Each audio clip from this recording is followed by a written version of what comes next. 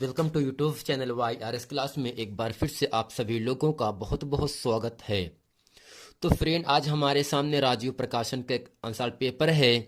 ये जो पेपर है आपका विज्ञान का है।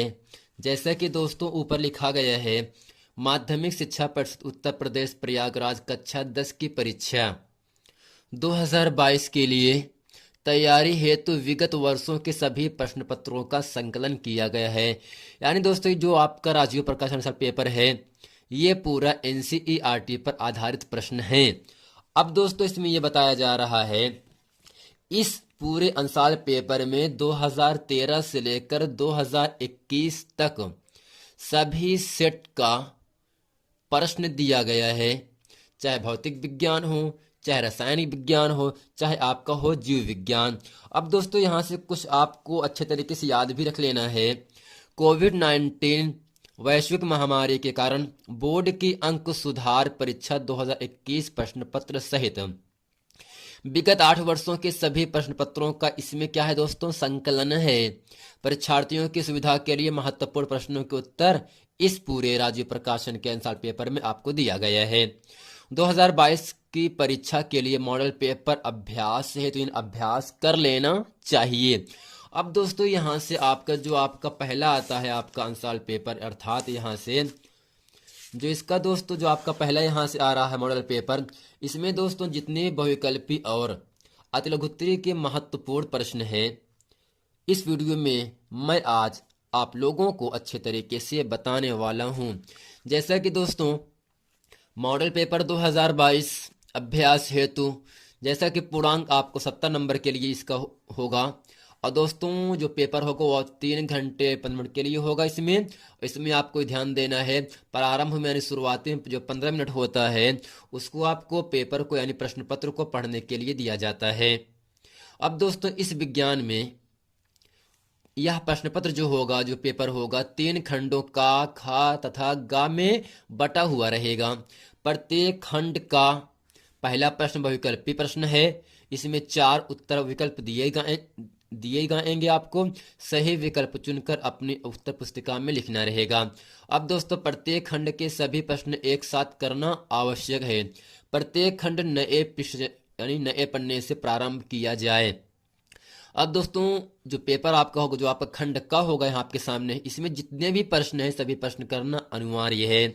प्रश्नों के निर्धारित अंक उनके सम्मुख यानी उनके सामने दिया गया है।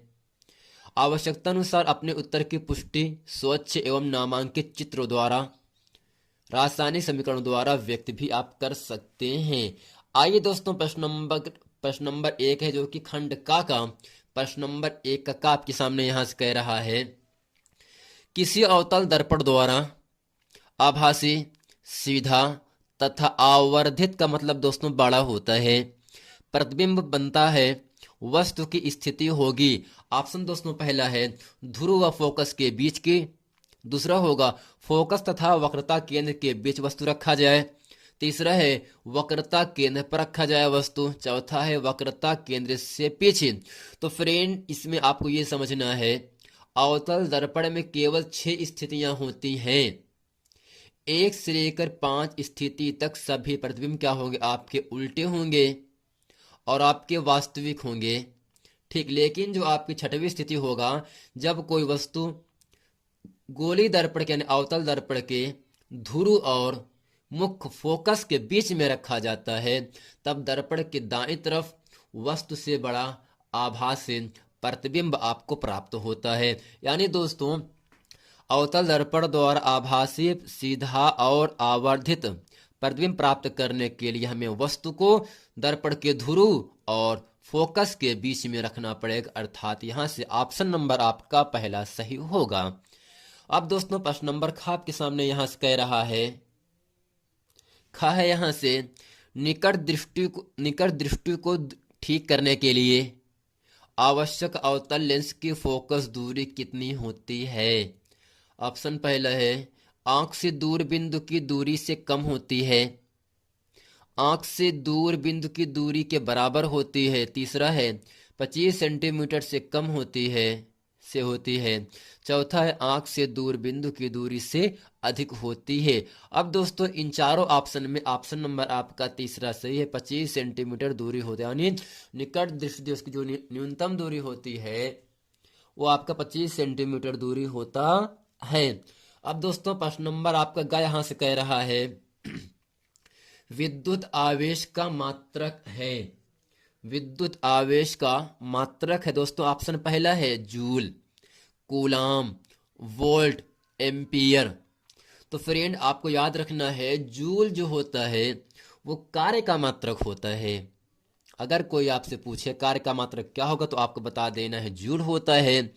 जो वोल्ट होते हैं आपका विभवांतर का मात्रक होता है, यानी विभवांतर का मात्रक वोल्ट होता है। और विद्युत धारा का मात्रक एम्पियर होता है। लेकिन विद्युत आवेश का मात्रक दोस्तों क्या होगा, कूलाम होगा, जो कि इन चारों ऑप्शन में ऑप्शन नंबर आपका 20 सही है। अर्थात दोस्तों यहां से कार्य का मात्रक जूल होता है, विद्युत आवेश का मात्रक कूलाम होता है, विभवांतर का मात्रक वोल्ट होता है और विद्युत धारा का मात्रक एम्पियर होता है। दोस्तों ये था प्रश्न नंबर ग। अब है दोस्तों प्रश्न नंबर घ।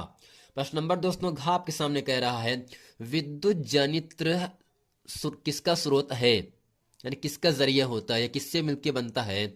अब दोस्तों पहला है विद्युत ऊर्जा का, दूसरा है विद्युत आवेश का, तीसरा है यांत्रिक ऊर्जा का, चौथा है फ्रेंड इनमें से कोई नहीं। दोस्तों हम आपको कुछ बताना चाहते हैं जिसको आपको अच्छी तरीके से समझना है। अब दोस्तों आपको याद रखना है जो विद्युत जनित्र होता है ये एक ऐसी युक्ति होता है, ऐसा यंत्र होता है जो यांत्रिक ऊर्जा को विद्युत ऊर्जा में बदलने के काम आती है। यानी दोस्तों जो आपका विद्युत जनित्र होता है ये एक ऐसी युक्ति होता है, एक ऐसा यंत्र होता है, एक ऐसी मशीन होती है जो यांत्रिक ऊर्जा को विद्युत ऊर्जा में कन्वर्ट करने का काम करता है। इसके लिए यह प्रायः यह अक्सर माइकल फैराडे के विद्युत चुंबकीय प्रेरण के सिद्धांत का प्रयोग करती है। यानी दोस्तों जो विद्युत जनित्र होता है ये माइकल फैराडे के विद्युत चुंबकीय प्रेरण का सिद्धांत का प्रयोग भी करती है। विद्युत मोटर इसके विपरीत विद्युत ऊर्जा को यांत्रिक ऊर्जा में बदलने का कार्य भी करता है। यानी दोस्तों जो विद्युत जनित्र होता है ये विद्युत ऊर्जा को यांत्रिक ऊर्जा में बदलने का कार्य भी करता है। तो दोस्तों इन चारों ऑप्शन में ऑप्शन नंबर आपका पहला सही है। अब दोस्तों प्रश्न नंबर 2 का है, खा है और प्रश्न नंबर ग है। प्रश्न नंबर का है समतल दर्पण की फोकस दूरी कितनी होती है, जैसा कि दोस्तों एग्जाम में 2 नंबर के लिए आपसे पूछा जाता है। दूसरा है अंतिम पंक्ति में यानी सबसे पीछे क्लासरूम में सबसे पीछे बैठे व्यक्ति को श्यामपट्ट पर लिखे अक्षर साफ साफ दिखाई नहीं पड़ता है, अर्थात वह उस बोर्ड पर लिखे अक्षर को पढ़ नहीं पाता है। यह विद्यार्थी किस दृष्टि दोष से पीड़ित है, यानी उस व्यक्ति के नेत्र में कौन सा दोष है। इस प्रकार इस दोष को दूर करने के लिए इसे किस प्रकार का दर्पण उपयोग करना होगा, अर्थात सॉरी दोस्तों लेंस उपयोग करना होगा। आइए दोस्तों चलते हैं प्रश्न नंबर का। प्रश्न नंबर का प्रश्न नंबर गा है एम्पियर की परिभाषा लिखी। आइए दोस्तों इस वीडियो में प्रश्न नंबर 1 प्रश्न नंबर 2 के का, खा और गा अच्छे तरीके से हम पढ़ते हैं। तो फ्रेंड प्रश्न नंबर 2 का आपके सामने कह रहा है समतल दर्पण की फोकस दूरी कितनी होगी या कितनी होती है। तो फ्रेंड इसके उत्तर में हम लिखेंगे और आप लोगों को याद भी रखना होगा। समतल दर्पण की फोकस दूरी अनंत होती है, ये अनंत का निशान है। अर्थात दोस्तों ऐसा दर्पण जो न तो उभरा हुआ रहे और न ही दबा हुआ रहे, दोस्तों से हम क्या कहते हैं, समतल दर्पण का मतलब सपाट दर्पण का मतलब कांच होता है, शीशा होता है। दोस्तों जो समतल दर्पण होता है इसकी फोकस दूरी अनंत होती है। प्रश्न नंबर दूसरे खा है यदि किसी विद्यार्थी को जो अंतिम पंक्ति में अंतिम लाइन में बैठा है श्यामपट्ट पर लिखे अक्षर को पढ़ने में कठिनाई होती है उस व्यक्ति को, तो वह निकट दृष्टि दोष से पीड़ित है। यानी दोस्तों अगर कोई स्टूडेंट कोई विद्यार्थी क्लासरूम में सबसे पीछे बैठा है और ब्लैक बोर्ड पर लिखा अक्षर, श्यामपट्ट पर लिखा अक्षर उसको पढ़ने में कठिनाई होती है, तो आपको समझ लेना चाहिए उस विद्यार्थी को, उस स्टूडेंट को निकट दृष्टि दोष हो गया। अब दोस्तों यदि निकट दृष्टि दोष है तो इसको कैसे हम दूर करेंगे?